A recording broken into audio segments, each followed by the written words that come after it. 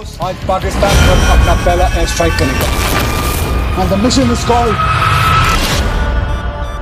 कौन जनाब? Sky force हा movie मी बघितलेला आहे आणि एक शॉर्ट रिव्ह्यू करूयात आपण की कशा प्रकारचा मूवी आहे व कसा नाही. 1965 रोजी भारत आणि पाकिस्तानमध्ये जे आहे एअर स्ट्राईक युद्ध जे आहे ते झालं होतं. पाकिस्तानने सुरुवातीला भारताचे खूप सारे एअरबेस उडवले.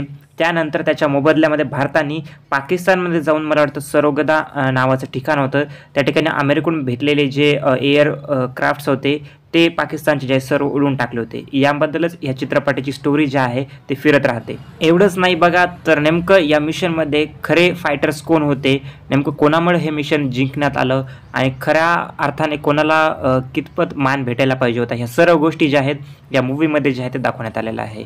अतिशय उत्तम आणि देशभक्ती टाईपचा हा मूवी आहे बघा.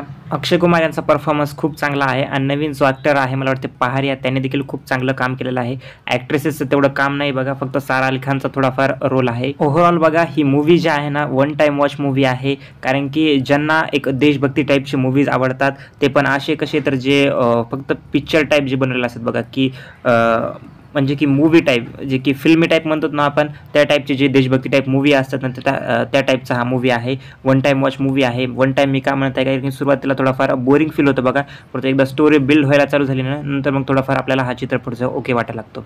तर तुमचं मत आहे नक्की मला कमेंट सेक्शनमध्ये सांगा. थँक्यू.